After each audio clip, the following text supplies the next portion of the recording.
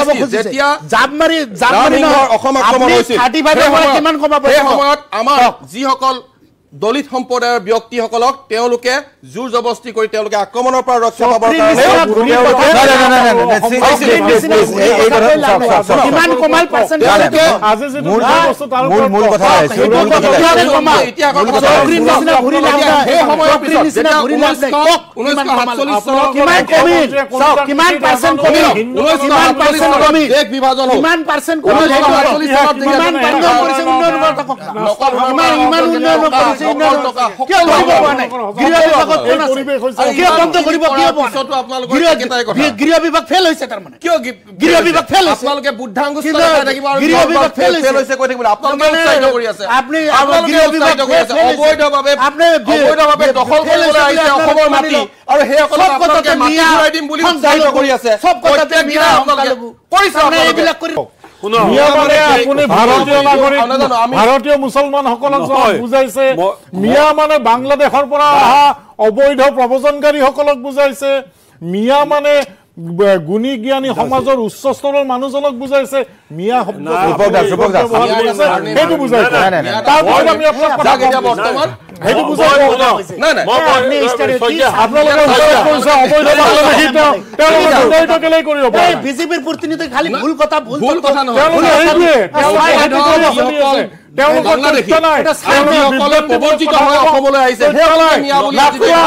বিৰোধীৰ এনেকুৱা কি ডাঙৰ অস্ত্ৰ আছে বিজেপিৰ বিৰুদ্ধে যুঁজিবলৈ গ্ৰাউণ্ডত কাম নকৰাকৈ জয়ৰ অংক মিলাব পাৰিবনে বিৰোধীয়ে এই বিষয়ে এক আলোচনাৰ ভিডিঅ' আৰম্ভণিত হয়তো আপোনালোকে দেখাই পালে তেন্তে আহক ৰাজ সম্পূৰ্ণ ভিডিঅ'টো আপোনালোকৰ মাজলৈ আগবঢ়াই দিওঁ উপৰোক্ত বক্তাই কৈ গ'ল যে আমি জাতি জনগোষ্ঠীক লগত লৈ এখন সমৃদ্ধিশালী অসম গঢ়িবলৈ চেষ্টা কৰিছোঁ মই কৈছোঁ আপোনালোকে মোক চাই আছে ভাৰতীয় জনতা পাৰ্টি এগৰাকী কাৰ্যকৰ্তা হিচাপে ভাৰতীয় জনতা পাৰ্টি কাৰ্যকৰ্তাই সদায় অসমৰ জাতি জনগোষ্ঠীৰ কাৰণে দায়বদ্ধ ইয়াৰ প্ৰমাণ হিচাপে মই সৰু প্ৰমাণ এটা কৈ যাওঁ আজি আমাৰ মহান বীৰ ৰাঘৱ মৰাণৰ জন্মদিন আছিল যাক আমি ৰাঘৱ মৰাণ দিৱস হিচাপে পালন কৰোঁ মই এই টকশ্ব'লৈ অহাৰ আগমুহূৰ্তত মই লক্ষ্য কৰিলোঁ কংগ্ৰেছৰ সভাপতি গৌৰৱ গগৈ ডাঙৰীয়াৰ পৰা ৰাঘৱ মৰাণ ডাঙৰীয়াৰ প্ৰতি কিবা শ্ৰদ্ধাঞ্জলি জ্ঞাপন কৰিলেনে বা অখিল গগৈ ডাঙৰীয়াৰ পৰা ৰাঘৱ মৰাণ ডাঙৰীয়ালৈ কিবা শ্ৰদ্ধাঞ্জলি গ'লনে বা লুৰিণজ্যোতি গগৈৰ পৰা কিবা শ্ৰদ্ধাঞ্জলি গ'ল নেকি কিন্তু আপুনি চাওক ভাৰতীয় জনতা পাৰ্টিৰ কাৰ্যকৰ্তাই আজি তিনিচুকীয়া জিলাত ৰাজ্যিকভাৱে ৰাঘৱ মৰাণ ডাঙৰীয়াক আমি কৈছোঁ অসমীয়া জাতি গঠন প্ৰক্ৰিয়াত যিগৰাকী ব্যক্তিৰ ভূমিকা আছে হ'ব পাৰে এটা সৰু জনগোষ্ঠী কিন্তু সেই জাতি জনগোষ্ঠীৰ সকলো দিশত ভাৰতীয় জনতা পাৰ্টিয়ে দৃষ্টি নিক্ষেপ কৰিছে এই কথাবিলাক অসমৰ ৰাইজে চাই আছে অসমৰ খিলঞ্জীয়া ৰাইজে চাই আছে আজি গৌৰৱ গগৈ ডাঙৰীয়া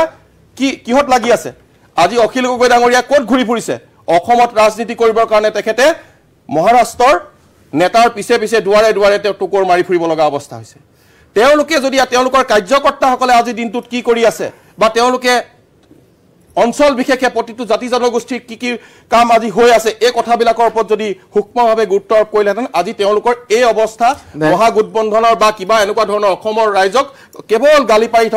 থকা এনেকুৱা ধৰণৰ ৰাজনীতিৰ পৰা তেওঁলোক আঁতৰি গ'লহেঁতেন অসমৰ ৰাইজে অসমৰ স্বাৰ্থত যদি তেওঁলোকে কাম কৰিলেহেঁতেন অসমৰ ৰাইজে অসমৰ স্বাৰ্থত তেওঁলোকৰ মুখ্যমন্ত্ৰী আসনখন তেওঁলোকৰ প্ৰধান লক্ষ্যটো কি তেওঁলোকে শাসন কৰাৰ আৰু আমাৰ প্ৰধান লক্ষ্য কি আমাৰ প্ৰধান লক্ষ্য হৈছে আমি সেৱা কেনেকৈ আগবঢ়াই যাব পাৰোঁ গোবিন্দ শইকীয়া তেওঁলোকে যদি আপোনালোকৰ নিচিনা চব ভাল কামেই কৰে গতিকে তেওঁলোকে আপোনালোকৰ জেগাটোৱে লৈ ল'ব নহয় তেওঁলোকে আমাৰ ভাল গুণবিলাক দেখা নাই তেওঁলোকে আমাক বেয়া কথাৰে আমাক লুটুৰি পুটুৰি কৰি তেওঁলোকৰ দৰে আমাক সমাজত প্ৰতিষ্ঠা কৰিবলৈ তেওঁলোকে চেষ্টা কৰে এই কথাবিলাক আমি বেয়া পাওঁ আমি এইকাৰণে বেয়া পাওঁ এই কথাবিলাক সৰু এটা উদাহৰণ মই দি দিলোঁ আজি হিন্দুস্তান টাইমছত মই এটা কেইদিনমানৰ আগতে এটা মই পোষ্ট চাইছিলোঁ ভাৰতীয় জনতা পাৰ্টিয়ে বিহাৰত বা জেডিইউৱে মানে আপোনাৰ আৰজেডিয়ে বা জেডিইউৱে কিয় ইমান দুইটা মিত্ৰজোঁটে এনডিএ কিয় ইমান সফলতা লাভ কৰিলে আপোনালোকে চালে দেখিব ভাৰতীয় জনতা পাৰ্টি আৰু জেডিইউৰ মিত্ৰ দলে প্ৰায় 30% প্ৰেজেণ্ট যি এমএলএ আছিলে তেওঁলোকক কাটি তেওঁলোকে নতুন ফেজ তাত ইমপ্লিমেণ্ট কৰি ইয়াতো কৰক দিয়ক আৰু অসমত চাওক কুমুদ দাস ডাঙৰীয়া আৰু তাৰ লগত এইটো আমাৰ কণ্টিনিউৱাছ প্ৰচেছ আমাৰ ভাৰতীয় জনতা পাৰ্টিত এইটো এজেণ্ডাই আছে 35% আমাৰ প্ৰত্যেকবাৰে ৰিনিউ নতুন ফেচ আনে আৰু তেওঁলোকে পুৰণি কিছুমান কথাক লৈ তেওঁলোকে পুৰণা কিছুমান ফেচ যেতিয়া আগবঢ়াই গৈ থাকে সেইসকলক একচেপ্ট নকৰে আৰু দ্বিতীয় কথাটো মই কৈ দিছোঁ যেতিয়া এই যে অবৈধ কথাটো যে ক'লে যে ভোটাৰ লিষ্টত যে তেওঁলোকৰ নাম সংনিবিষ্ট কৰাৰ কথাটো ক'লে জয়নাথ শৰ্মা ডাঙৰীয়া ইয়াত আছে তেওঁ ভালকৈ জানিব কাৰণ মই সেই সময়ত জন্মই হোৱা নাছিলোঁ কাৰণ অসম আন্দোলন হৈছিলে হীৰালাল পাটোৱাৰী ডাঙৰীয়া যেতিয়া সাডেনলি ডেথ হৈছিলে তেতিয়া এটা বাই ইলেকশ্যন আহিছিলে লোকসভাত মঙলদৈ লোকসভাত তেতিয়া ভোটাৰ লিষ্টত প্ৰায় ৪৫,০০০ ভোটাৰ সন্নিবিষ্ট যেতিয়া হৈ গ'ল এই ৪৫,০০০ ভোটাৰ সন্নিবিষ্ট হৈ যোৱাৰ লগতে সেই সময়ত আছুৰ নেতৃত্বই এক ধৰ্ণা দিলে বা এনেকুৱা ধৰণে ইলেকশ্যন কমিশ্যনক এই ইলেকশ্যন পাতিব নোৱাৰে বুলি তেওঁলোকে ক্লেইম কৰিলে আৰু তাৰ পৰাই অসম আন্দোলনৰ উকমুকনি আৰম্ভ হ'ল পিছৰ পৰ্যায়ত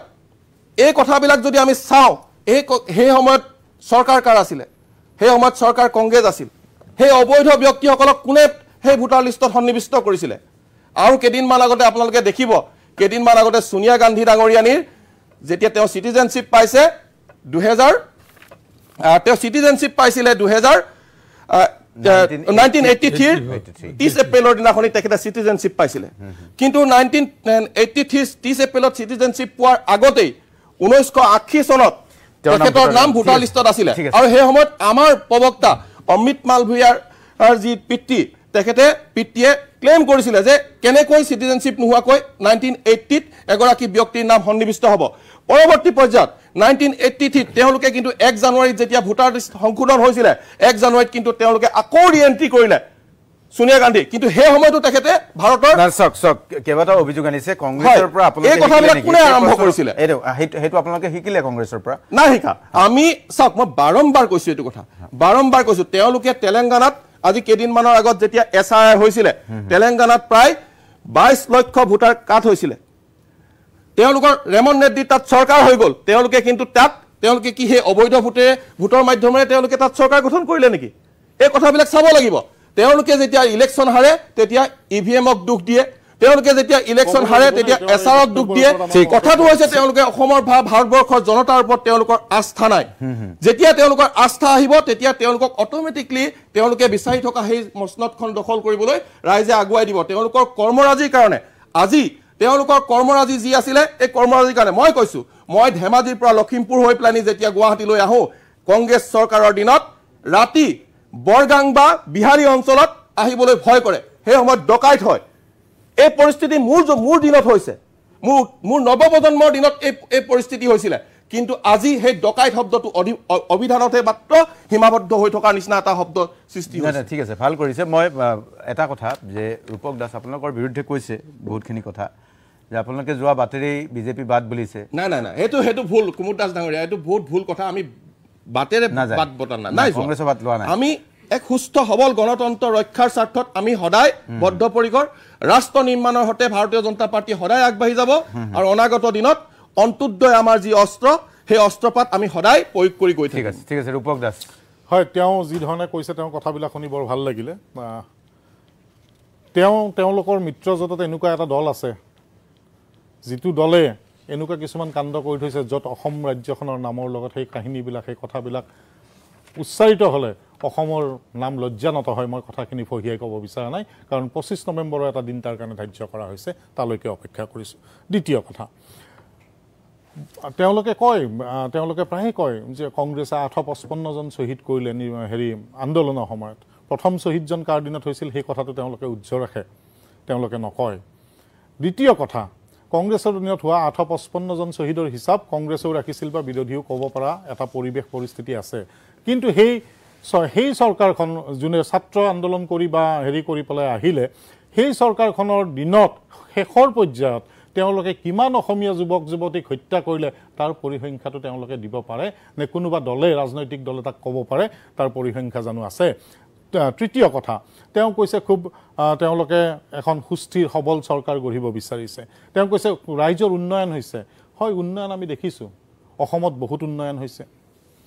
যিফালে চকু যায় সেইফালে কিবা নতুন এটা ব্ৰেণ্ড আহিছে মামা মামী কিবা ব্ৰেণ্ড এটা আহিছে যেনেকৈ জিনিজনী এনেকুৱা ধৰণৰ এতিয়া অসমত এটা ব্ৰেণ্ড চলি আছে মামা মামী মানুহে কয় শুনিবলৈ পাওঁ কি বস্তু লাৰি চাৰি চাবলৈ পোৱা নাই কিন্তু যিফালে যাওঁ মামা মামী সেইবিলাক শুনিবলৈ পাওঁ এই ব্ৰেণ্ডবিলাকে কি কৰি আছে তেওঁলোকৰ উৎকৰ্ষ কিমান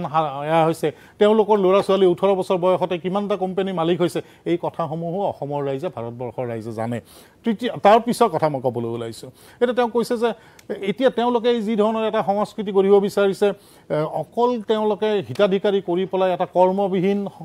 জাতিৰ সৃষ্টি কৰিব বিচাৰিছে য'ত কৰ্ম সংস্কৃতি লোপ পাবলৈ লৈছে আৰু তাৰ পিছত এটা পংগু অসমীয়া জাতি হৈ অসমীয়া মানুহ আমি এটা পংগু জাতিলৈ ৰূপান্তৰিত হোৱাৰ ই কিন্তু আৰম্ভণি সেই কথাও আমি ভাবিবৰ হ'ল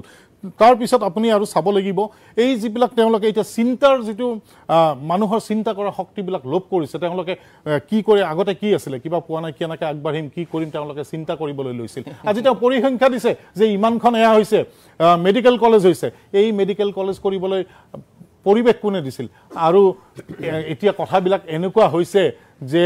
ভিনি মাটি বিকি আছে কিন্তু বাই সুখত আছে ভিনি মাটি বিকি আছে কিন্তু বাই সুখত আছে এই ধৰণৰ তেওঁলোকে লোন লৈ আছে আৰু তেওঁলোকে উন্নয়ন বুলি কৈছে লোন নলোৱাকে তৰুণ গগৈ ডাঙৰীয়া যেতিয়া মাত্ৰ 10,000 কোটি টকা ধাৰ লৈ থৈ গৈছিল তেতিয়া আজিৰ মুখ্যমন্ত্ৰী ডাঙৰীয়াই বহু কথা কৈছিল তাৰ পিছত আজি তেওঁলোকে সেই পৰিসংখ্যা নি 1 কোটি 80 লাখলৈ নিলে এই যে তেওঁলোকে কি আগবঢ়াইছে জিডিপি কথাটো কৈ নিদিয়ে কিয় শুনক জিডিপিয়ে ৰাইজৰ উন্নয়ন নুবুজায় আম্বানীৰ পইচা যদি গোটেই সমস্ত ধন যদি আম্বানী আৰু আদানীৰ তাত থাকে তেতিয়াও দেশৰ জিডিপি বাঢ়িব আৰু বাকীবিলাক যদি খাব নোপোৱা ভিকহু হৈ ভিক্ষা খুজি খাব লাগে তেতিয়াও দেশৰ জিডিপি কিন্তু বহুত বাঢ়িব পাৰে জিডিপিয়ে কিন্তু অকল এই সকলো ৰাইজৰ সম উন্নয়নটো নুবুজায় সেইকাৰণে আপুনি সেই যিটো কথা কৈছে জিডিপি কথাটো অলপ বেলেগ ধৰণৰ সেই কথাখিনিও আপোনালোকে ক'ব আৰু এই যে ধনী দুখীয়াৰ মাজত যিটো প্ৰভেদ হৈছে এই প্ৰভেদবিলাক কিমান বাঢ়ি গৈছে এতিয়া আগতে এটা আছিলে কংগ্ৰেছৰ দিনত এটা মিডল ক্লাছ বুলি এটা মানুহ এটা শ্ৰেণী সৃষ্টি হৈছিল আজি মিডল ক্লাছ নাই আজি হৈছে ধনী আৰু দুখীয়াত পৰিণত হৈছে এই মাজৰ ক্লাছটো কোনবা মানুহে ভাল নাপায় সেইকাৰণে এইবিলাক হৈছে আৰু আপুনি কৈছে অসমৰ উন্নয়নৰ কথা কৈছে অসমৰ মাটি আপোনালোকে কাক দি শেষ কৰিলে মানুহবিলাকৰ কৰ্মবিমুখ কৰি পেলাই তেওঁলোকৰ মাটি বিক্ৰী কৰিবলৈ তেওঁলোকক আপোনালোকে এটা চাপ সৃষ্টি কৰি তেওঁলোকক তেনেকুৱা এটা কৰিছে যাতে তেওঁলোকে মাটিবিলাক বিক্ৰী কৰিবলৈ বাধ্য হয় আৰু সেই মাটিবিলাক লৈ যাতে আপোনালোকে বনিয়াক গতাব পাৰে বা আপোনালোকৰ যিবিলাক আছে তেওঁলোকে কুক্ষিগত কৰিব পাৰে এই ধৰণৰ এটা পৰম্পৰা আপোনালোকে আৰম্ভ কৰিছে আৰু এতিয়াই যদি অসমবাসী সচেষ্ট নহয় অনাগত দিনত তেওঁলোকৰ হাতত আঁচনিও নাথাকিব আৰু তেওঁলোকৰ হাতত খেতি কৰি খাবলৈ বা কিবা এটা কৰি খাবলৈ তেওঁলোকৰ নিজৰ হাতত মাটিও নাথাকিব সেইকাৰণে সময় থাকোতে মই এই মঞ্চৰ পৰা আহ্বান জনাইছো যাতে সকলো ৰাইজ সচেষ্ট হয় আৰু এই চৰকাৰৰ এই তেওঁলোকৰ প্ৰৰোচনামূলক কামবিলাকত যাতে তেওঁলোকক বাধাৰ সৃষ্টি কৰে আৰু এই কথাবিলাক যাতে তেওঁলোকে ভাবে আৰু প্ৰৰোচিত নহয় মাওবাদী এটাও নাথাকে কোৱা হৈছিল তে গতিকে এওঁলোকে এনেকৈ জাল নোট নাথাকে গতিকে হয়তো গোটেই সংখ্যালঘু সম্প্ৰদায়ৰ ব্যক্তিসকল একাংশটো জড়িত হৈ গৈছে টুইষ্ট নকৰিব সংখ্যালঘু কি ইয়াতকে টানিছে আপুনি কথাত ইন্টাৰপ্ৰেট টুইষ্ট কৰে কি জাল নোট ধৰিছে আজি তাৰিখত গোটেই ইণ্ডিয়াত সংখ্যালঘু আছে নেকি গোটেই ইণ্ডিয়াত সংখ্যালঘু আছে কি কথা আপুনি কয় আপুনি এনেকুৱা অলৱেজ ধৰ্মীয় মেৰু কৰিব এটা ভাল ইস্যু সামাজিক দায়বদ্ধতাৰ লগতে সংখ্যালঘু মানুহ ইমানখিনি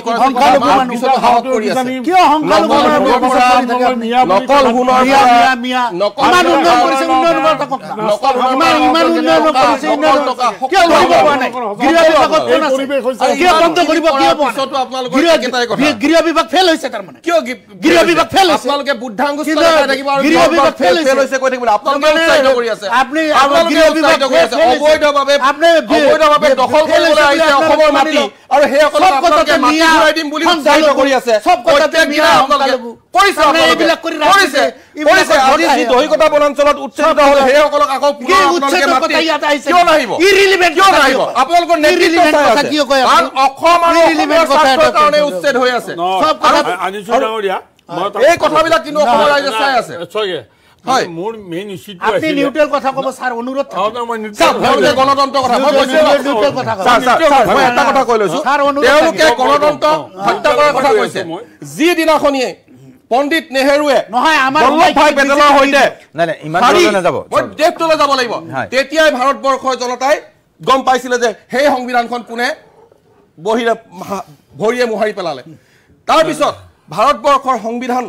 আৰ্টিকল 270 হোৱাৰ পাছত যেতিয়া হেৰিৰ পৰা আঁতৰি গুচি আহিলে তাৰপিছত কংগ্ৰেছ দলে তাক বিৰোধ কৰে পাকান্তৰে এই কথাবিলাক সংবিধান সভাত মই মেইন ইস্যু ৰাইজৰ দল আৰু কংগ্ৰেছক লৈ আচলতে মই দৃষ্টিগোচৰ কৰিব বিচাৰিছিলোঁ মিয়া ইস্যুটো মানে হিমন্ত বিশ্ব শৰ্মাৰ নেতৃত্বত বিজেপি চৰকাৰে বা মিত্ৰ দলৰ চৰকাৰে এই মিয়া সম্পৰ্কত উচ্ছেদ সম্পৰ্কত যিবিলাক ইস্যু লৈ গ'ল খিলঞ্জীয়া অসমীয়া মানুহৰ মনলৈ গুচি গ'ল কিন্তু ইতিমধ্যে কংগ্ৰেছ মিয়াৰ সপক্ষে ৰাইজৰ দলৰ মিয়াৰ সপক্ষে তেনেকুৱা নেৰেটিভ হৈ গ'ল ডক্টৰ জনাৰ্দন আপুনি ঠিকে কৈছে তেনেকুৱা এটা নেৰেটিভ হৈ গ'ল মানে কি মিয়া শব্দটো দি কি বুজাব বিচাৰিছে আগতে সেইটো স্পষ্ট কৰক না না এইবিলাক ৰাইজে বুজি পায় আমি ক'ব নালাগে মিয়া মানে কি বুজাব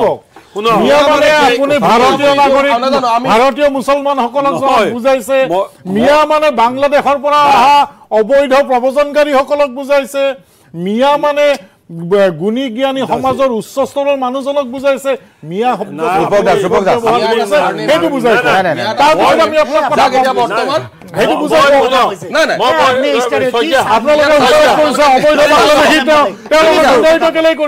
বিজেপিৰ প্ৰতিনিধি খালি ভুল কথা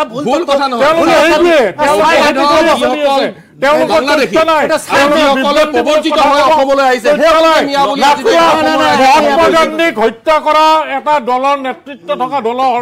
কি কথা তেওঁলোকে ভাৰতবৰ্ষক কেনেকে ভুল কথা কৈছে আপুনি জাতিৰ পিতা হত্যা কৰা নেতা হ'ব পাৰে যাক তেওঁলোকে পুজিব পাৰে সেই দলৰ পৰা ভাৰত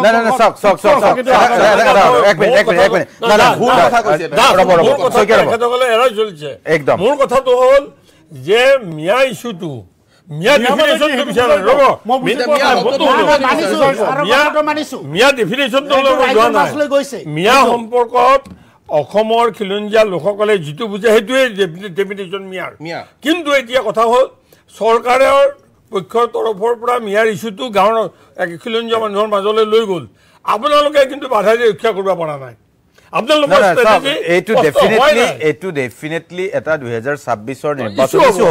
ইছ্যু হ'ব এইটো অস্বীকাৰ কৰি লাভ নাই কিন্তু এতিয়া মই আনিছুৰ ৰহমান আপোনাকে সুধিছো এতিয়া আপোনালোকে ইছ্যুটো অলৰেডি আপুনি মেৰুকৰণ কয় পলাৰাইজেশ্যন কয় যি হয় ৰাইজৰ মাজত বিষয়বস্তুটো সোমাই গ'লেই এতিয়া আপোনালোকে ৰিকভাৰ কৰিব নে এনেকৈ বোলো নাই আমি বুজি পোৱা নাই যেটো ৰূপক দাসে ক'ব কৈছে কুমুদ ডাঙৰীয়া ঠিকে কৈছে নহয় কুমুদ ডাঙৰীয়া সাৰে যিখিনি কথা কৈছে জয়নাথ সাৰে ঠিকে আছে মই মানি লৈছো ষ্টুডিঅ'ৰ মজিয়াত হওক বিৰোধী হিচাপে যে সব কথা আপোনালোকৰ কথা অপোজ কৰিম সেইটো মই যেটো হসাব লাগিব না দাদা এক মিনিট বিৰোধী বুলি যে হসা কথাটো মানি লওঁ সেইটো উচ্চ স্বৰে আপোনালোকক অপোজ কৰিম সেইটো কথা নহয় আপোনাৰ কথাটো মানিছো কিন্তু আপোনালোকৰ ষ্টেণ্ডটো ক্লিয়াৰ হ'ব লাগিব ষ্টেণ্ডটো চাব আপোনালোকে গৰিয়া মৰিয়া দেশী জোলহা আৰু পাঙ্গালক খিলঞ্জীয়া বুলি আপোনালোকে পৰিষদো দিছে কাউন্সিল দিছে ৰব মাইনতা দিছে তাৰ ভ্যালিডিটি কি হেইটোৰ পিছত না যাম মই হেটো আন্ডাৰ সেক্ৰেটাৰি এটা নোটিফিকেশন ওলাইছে তাৰ কোনো গেজেট নোটিফিকেশন হোৱা নাই তাৰ গভৰ্ণৰৰ কোনো সিগনেচাৰ নাই তাৰ লিগেল ভ্যালিডিটি কি আছে এই কথাত মই না যাম কথাটো বুজিব স্যাৰ এতিয়া গৰিয়া মৰিয়া দেশী জোলহা আৰু পাঙ্গাল এওঁলোকক আপোনালোকে খিলঞ্জীয়া বুলি কৈছে মিয়াকটো আপোনালোকে খিলঞ্জীয়া বুলি যিখিনি বুজাইছে মিয়াক আপোনালোকে খিলঞ্জীয়া বুলি নামানে যেটো স্পষ্ট কথা যেটো আপোনালোকে বুজাব খোজে ৰাইজক কিন্তু মোৰ বক্তব্য নহয় এটো এতিয়া কথাটো হল যেতিয়া আপোনালোকে এটা পাটক এটা পাঁচটা কৰি কমিউনিটিক আপোনালোকে খিলঞ্জীয়া বুলি মানে তেতিয়া মুখ্যমন্ত্ৰী ডাঙৰীয়া 35% কথা কি কয় 35 কোৱাৰ লগে লগে এই মানুহখিনি ইনক্লুড হয় না নাই গৰিয়া মৰিয়া দেশী পাঙ্গাল আৰু জোলহা 35 এৰ প্ৰভাৱ পৰিব না এতিয়া তেনেহলে পাৰ্সেন্ট কম কৰা ৰব আপুনি কব আপোনালোকে হিসাব কৰক গতিকে ইমান ডাঙৰ অনুষ্ঠান ইমান 5 ষ্টাৰ আপোনালোকে অফিচ বনাইছে ইমান মানে পৃষ্ঠ প্ৰমুখৰ পৰা কিমান মানুহ আপোনাৰ বিজেপি আপোনালোকে মানে 1ৰ পৰা 100 লৈকে এই শতাংশৰ হিচাপটোই যদি নাজানে তেনেহলে বিজেপি কি আমি মূৰ্খৰ দল কম নেকি হিচাপটো জানিব লাগিব না ভুল জানি কৰাটো বদমাছি বুলি কয় না বদমাছি মাইনৰিটি মানুহৰ ৰব মোৰ হয় কোৱা নাই না বদমাছি কৰি কোৱা নাই হল বুলি ভাবিছো আপোনাৰ কক না না বদমাছি কৰি কোৱা নাই এই কথাটো স্পষ্ট না না ঠিক আছে কিমান পাৰ্চেন্ট এই কথাটো ক'ব লাগিব গৰিয়া মৰিয়া দেশী হসা অৰ্থ ইমান তৎক্ষণাত পাৰ্চেন্টেজ উলিয়াব নোৱাৰে আপুনি পাৰ্চেন্টেজটো উলিয়াই লওক পাৰ্চেন্টেজটো উলিয়াই লওক মই বিৰতি এটা লৈ যাম পাৰ্চেন্টেজটো বিৰতিৰ পিছত জানিম এটা সৰু বাণী কমাব পাৰি কুমুদ দাস ডাঙৰীয়া ভাৰতীয় জনতা পাৰ্টিৰ নীতি আদৰ্শত আমি প্ৰতিষ্ঠা হৈছো পঞ্চনিষ্ঠাৰ ওপৰত মই পুনৰবাৰ আকৌ এবাৰ দুহাৰিছো মই জানো এটো আৰু খবৰ আৰু সেই কথাটো মই এইকাৰণে কৈছো তাত আমি সৰ্ব ধৰ্ম সমভাৱপন্ন মনোভাৱেৰে আমি আগবাঢ়ো আমাৰ মেইন দৰ্শনটোৱে হৈছে একাত্ম মানৱতাবাদ যিটো 1965ত আমাক একাত্ম মানৱতাবাদৰ ওপৰত দৰ্শন এটা দি থৈ গৈছে আৰু সেই দৰ্শনটোৰ ওপৰত বেছ কৰিয়ে আমি ভাৰতীয় জনতা পাৰ্টিয়ে আমাৰ ভেটি শুদ্ধিহ কৰিছো এতিয়া যিটো 35% মাইনৰিটি কথা যিটো আনিছো ক'লে 35%ত আমি কেতিয়াও ক'বলৈ যোৱা নাই যে যিসকল ব্যক্তি আমি ইতিহাসৰ পাত যদি খুচৰি চাওঁ আমি প্ৰথম অসমত মাইনৰিটিৰ অৱস্থান কেতিয়া হৈছিলে আমি যদি চাবলৈ যাওঁ 2006 চনলৈ ঘূৰি যাব লাগিব তেতিয়া সেই সময়ত মোহাম্মদ বখতিয়াৰ খিলজিয়ে ইনভেনশন অফ 1206 খ্ৰীষ্টাব্দত প্ৰথমবাৰৰ কাৰণে আমি আলিমেছ নামৰ এগৰাকী ব্যক্তি যি কনভাৰ্সন হৈছিলে মেছ সম্প্ৰদায়ৰ পৰা কুশ সম্প্ৰদায়ৰ পৰা সেই ব্যক্তিজনকে আমি প্ৰথম অসমীয়া মুছলমান বুলি আমি পঢ়িবলৈ পাইছো বুৰঞ্জীত পাইছো যদি মই ভুল কোৱা নাই এইটো দেশী কমিউনিটি হয়তো হয় সেই সকল ব্যক্তি যেহেতু তেতিয়ালৈকে আমাৰ প্ৰবৰ্জিত এই ধাৰাটো আমাৰ অসমলৈ অহা নাছিল যেতিয়া মোৰ ফ্ৰুট মোৰ গ্ৰ এটা গ্ৰ মোৰ ফ্ৰুট যিটো আঁচনি যেতিয়া ব্ৰিটিছৰ দিনত ললে আৰু সেই সময়তে প্ৰবৰ্জিত সংখ্যালঘু সম্প্ৰদায়ৰ ব্যক্তিসকল অসমলৈ আহিলে কিন্তু এইটো নহয় ভাৰত জাপ মাৰি গলে ভাৰত ইতিহাসৰ কথা কৈছে যদি ইতিহাসৰ কথা কওক জাপ মাৰি মই কিয় কম আপুনি জাপ মাৰি গলে আপুনি কেৱল আমি দেশী মানুহখিনিৰ হিষ্টৰী কলে গৰিয়া মৰিয়াৰ হিষ্টৰীটো নকলে আপুনি গৰিয়া মৰিয়াৰ হিষ্টৰী কম আমি গৰিয়া মৰিয়া জাপ মাৰি আপুনি গৰিয়া মৰিয়াক লৈ যাব খুজিছে জাপ মাৰি অসম আক্ৰমণ হৈছিল 35 পৰা কিমান কমাব এই সময়ত আমাৰ যিসকল দলিত সম্প্ৰদায়ৰ ব্যক্তিসকলক তেওঁলোকে জোৰ জবস্তি কৰি তেওঁলোকে আক্ৰমণৰ পৰা ৰক্ষা পাবৰ কাৰণে কিমান কমাল পাৰ্চেন্টেজ আজি যে মূল কথা আছে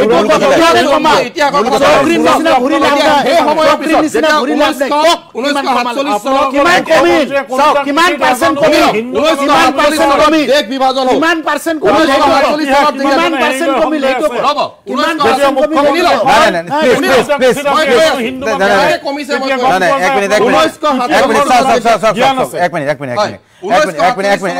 দেশ বিভাজন হল তেতিয়া পাকিস্তান গোবিন্দ শইকীয়া আপুনি এইটো এটা লিখিব আৰ্টিকল এটা পেপাৰত ভালকে ওলাব মই মোৰ কথাটো হ'ল যে আজিৰ তাৰিখত আমি 2026ৰ নিৰ্বাচনী ইছ্যু 35% কথা আনিছুৰ ৰহমানে কৈছে মই এই 35% লগত কংগ্ৰেছ আছে নে নাই এই 35% কংগ্ৰেছৰ মানে যেটো কয় যে কংগ্ৰেছে এতিয়ালৈকে ক্লিয়াৰ কৰা নাই যেটো ডক্টৰ জয়নাথ শৰ্মাই কৈছে যে প্ৰীতি আছে নেকি সেই প্ৰশ্নটো মই কংগ্ৰেছৰ নাই মই কংগ্ৰেছৰ পৰা উত্তৰ দিম এতিয়া চাওক যি 35%ৰ কথা কৈছে হয় সেই 35% যদি ভাৰতীয় হয় আৰু শতাংশৰ যেতিয়া হিচাপ আহিছে নিশ্চয় তেওঁলোক ভাৰতীয় হ'ব লাগিব নিৰ্বাচনী কথা যেহেতুকে পাতি আছো মই সেই ভাৰতীয় মানুহ যি ধৰ্মৰে নহওক কাৰণ কংগ্ৰেছ সদায় ধৰ্মনিৰপেক্ষ দল কি হিন্দুৱে হওক মুছলমানে হওক খ্ৰীষ্টানে হওক জৈনে হওক বুদ্ধই হওক যি ধৰ্মৰে নহওক যি জাতি জনজাতি যি গোষ্ঠীৰে নহওক আমি সকলোকে লগত লৈ আমি চলিম আৰু দ্বিতীয় এটা কথা আৰু ক'ব বিচাৰিছিলো তেওঁলোকে কয় যে সদায় দোষ দিয়ে কংগ্ৰেছক যে ভাৰতবৰ্ষখন কংগ্ৰেছে ভাঙি পাকিস্তানৰ সৃষ্টি কৰিলে কংগ্ৰেছৰ কাৰণে দেশ বিভাজন হ'ল কিন্তু সেই পাকিস্তানকে যেতিয়া কংগ্ৰেছে ভাঙি আনি বাংলাদেশৰ সৃষ্টি কৰিছিল সেই কথাটোত কিন্তু তেওঁলোকে বাহবানি দিয়ে আজিলৈ কোৱা শুনা নাই হেতু কেতিয়াবা ক'ব ৰাইজে শুনি ভাল পাব দ্বিতীয় কথা তেওঁলোকে হেতু নকয় বাংলাদেশৰ কথাটো নকয় বাংলাদেশক লৈ গালি পাৰে আৰু এটা কথা তেওঁলোকে অসম চুক্তিৰ মাধ্যমেদি যিখিনি মানুহ আহিলে যিটো অসম চুক্তি অসম গণ পৰিষদে কৰিলে আৰু 1971লৈ যিখিনি মানি ল'লে চুক্তিমতে সেই মানুহখিনিক তেওঁলোকে ভাৰতীয় বুলি মানি লয় নে নলয় সেইটো এটা কথা তেওঁলোকে ক্লিয়াৰ কৰিব লাগে আৰু যদি তেওঁলোকে মানি নলয় তেতিয়াহ'লে সেই অসম চুক্তি কৰা দলটোৰ লগত তেওঁলোকে এখন মঞ্চত কেলেই বহি আছে একেলগে এডাল জৰি দি কেলেই বান্ধ খাই আছে সেই কথাবিলাকো কিন্তু ৰাইজে জানিব বিচাৰে আৰু এওঁলোকৰ বেলেগ বেলেগ মুখপাত্ৰই কিন্তু কৈছিল যে 1971 চনৰ অসম চুক্তি দি অহা মুছলমানক তেওঁলোকে কেতিয়াও ভাৰতীয় বুলি মানি নলয় এতিয়া যদি মানি নলয় মাত্ৰ শাসনৰ বাক যদি ধৰাৰ স্বাৰ্থতে তেওঁলোকে অসম গণ পৰিষদৰ লগত মিলি আছে তেওঁলোক মানে এজিপিৰ কথা কৈছে মই অসম গণ পৰিষদ বুলি কৈছো মানে হেতু এজিপিয়ে হ'ব হয় আৰু বিজেপিৰ কথা কৈছো হয় যি তেওঁলোকৰ গোটবন্ধন আছে তেওঁলোকৰ যি মিত্ৰ চৰকাৰ আছে তেওঁলোকে এফালে অসম চুক্তিখনৰ এটা পাৰ্ট দলটোৰ লগত থাকে কিন্তু 71লৈ অহা মানুহখিনিক বিজেপি দলে মানি নলওঁ বুলি তেওঁলোকৰ মুখপাত্ৰই বহু চেনেলত এই ধৰণৰ বক্তব্য ৰাখিছে এই ধৰণৰ বক্তব্য ৰাখিছে এতিয়া আমাৰ প্ৰশ্নটো হৈছে যদি তেওঁলোকে এটা দলৰ লগত থাকে কিন্তু তেওঁলোকে কৰা চুক্তিখন যিখন অসমৰ ৰাইজৰ চুক্তি আছে এইটো কথা ভুল হ'ব মানে এই কোন মুখপাত্ৰই ক'লে 71ৰ আগত অহাক মানি নলয় বুলি 71 মানে মই এজিপিৰ কোন মুখপাত্ৰক কৈ দিওঁ ৰঞ্জিত শৰ্মা ডাঙৰীয়াই কৈছে হয় ৰঞ্জিত শৰ্মা ডাঙৰীয়াই কৈছে আমি মানি নলওঁ বুলি হেতু নিউজ লাইভৰ টক শো আছিলে তাত আপোনালোকৰ ৰমেন কলিতা ডাঙৰীয়া আছিলে অসম গণ পৰিষদৰ পৰা মই এই ধৰণৰ কথাবিলাক তাত হৈছে মই যদি জানো এটা টক শ্ব'ত আমাৰ বিজেপিৰ মুখপাত্ৰ ৰঞ্জিত শৰ্মাই কোৱাটো কথাটো নোহোৱা নহয় কৈছে কিন্তু কেতিয়া কৈছে জানেনে যেতিয়ালৈকে সুপ্ৰিম কোৰ্টে 71 চনৰ 25 মাৰ্চৰ তাৰিখটো ফিক্স কৰি পেলে ৰায়দানটো দিয়া নাছিল তাৰ আগত কৈছিল নাই কৈছে কিন্তু ঠিক আছে মই বুজি পালো কৈছে কিন্তু কোনবা এজন মানুহে কৈছে দলৰ নহয় যেহেতু কোনবা এজন মানুহৰ কথাটোক আমি আলোচনাৰ বিষয় হিচাপে নলওঁ আনিছো নাই লিভ ইট বেলেগ টিভিত কথা কৈছে মই আনিছো এই কথাটো যেটো যে আজি আমি যেটো কথা আলোচনা কৰিছো ইস্যু নহয় তেওঁলোকে মানে না মানে এইখিনিক ভাৰতীয় বুলি আমাৰ প্ৰশ্ন হেতু প্ৰথম হেতু ক্লিয়াৰ কৰক অসমৰ ৰাইজে জানিব বিচাৰিছে অসম সুপ্ৰিম কোৰ্টে নহয় দলে ক'ব নোৱাৰিব নহয় সুপ্ৰিম কোৰ্টে ক'লেওটো তেওঁলোকে যদি তেওঁলোকৰ মনত বিখেদ আছে সেই কথাবিলাক তেওঁলোককো যদি মিয়া বুলি আপোনালোকে মিয়া শব্দটো ব্যৱহাৰ কৰিছে সেই ধৰণৰ যদি তেওঁলোকৰ প্ৰতি ভাৱ ৰাখে সেই মিয়া শব্দৰ ভিতৰত যদি তেওঁলোক থাকে তেতিয়াহ'লে এইটো কাৰণ তথ্য এতিয়া ডাইৰেক্ট ক'ব নোৱাৰি এই মঞ্চখনত থাকি ডাইৰেক্ট ক'ব নোৱাৰি তাৰমানে আপোনালোকৰ দ্বৈত চৰিত্ৰ বহন কৰিছিলে আপোনালোকে তাৰমানে আপোনালোকে দ্বৈত চৰিত্ৰ বহন কৰে শাসন ব্যৱস্থাৰ এই চৰকাৰখনে আখৰে আখৰে পালন কৰিব এই কথাকাৰ আমি বদ্ধ পৰিব ইয়াৰ কাৰণে আপোনালোকে অসম চুক্তিত 855 জন শহীদ কাৰ দিনত হৈছে বুলি ক'লে আপোনালোকৰ কংগ্ৰেছ দলটোৱে বেয়া পায় কিন্তু 855 জন হোৱা নাই প্ৰথমজন কাৰ দিনত হৈছিল এইটো আপুনি ইতিহাস চৰি চাব 1979 চনত খৰ্গেশ্বৰ তালুকদাৰ 855 জন শহীদ কংগ্ৰেছৰ দিনত হৈছিল বুলি আমি ধৰি লৈছো আৰু দ্বিতীয়তে আমি আৰু এটা কথা কৈ যাওঁ অসম চুক্তিত আধাৰত যিবিলাক উদ্যোগ স্থাপন হৈছে সেই উদ্যোগবিলাকৰ পুনৰ নৱীকৰণৰ যোগেদি আৰু তাক অত্যাধিক কাৰ্যক্ষম কৰি তোলাৰ ক্ষেত্ৰত এই চৰকাৰখনে কাৰ্যব্যৱস্থা হাতত লৈছে আৰু ইয়াৰ প্ৰমাণ অসমৰ ৰাইজক মই দুনাই নকওঁ ইয়াৰ লগতে অসম আন্দোলনৰ শহীদৰ যিটো স্মাৰক বিশ্বমানৰ স্মাৰক বৰ্তমান আমাৰ বৰাগাঁৱত নিৰ্মাণ হৈ আছে ইয়াৰ মুকলি কৰি অসম আন্দোলনৰ 855 ঠিক আছে ধন্যবাদ জনাইছো মই ধন্যবাদ জনাইছো লাষ্ট 30 সেকেন্ড মই আনিছো যেটো কথা যে এই টেকটো যেটো বিৰোধীয়ে এতিয়া আজিৰ দিনটোত 30 সেকেন্ডৰ উত্তৰ দিব লাগে যে মিয়াৰ সমৰ্থন লবলৈ চেষ্টা কৰি আছে সেই এটা নেৰেটিভ নতুনকে সৃষ্টি কৰিবলৈ গৈ থকা হৈছে নহয় মিয়া দেশী গৰিয়া মৰিয়া ৰাবা হাজং এইবিলাকৰ কথা নাই কথা হল ভোট কোনে দিয়ে ভোট ভাৰতীয় নাগৰিক দিয়ে গতিকে ভাৰতীয় নাগৰিকৰ ভোট আমাক লাগিব আৰু 100% এইটো মিয়া বুলি কথা নহয় না যিমান অসমত যিমান ভাৰতীয় আছে সবৰে ভোট আমাক বিৰোধী দলক লাগিব এইটো আমি দাবী কৰিছো আপোনাৰ চেনেলৰ যোগিতা ধন্যবাদ জনাইছো 26ৰ ইস্যু ইমানতে শেষ হোৱা নাই আৰু আলোচনা নিশ্চয় কৰিবলগীয়া আছে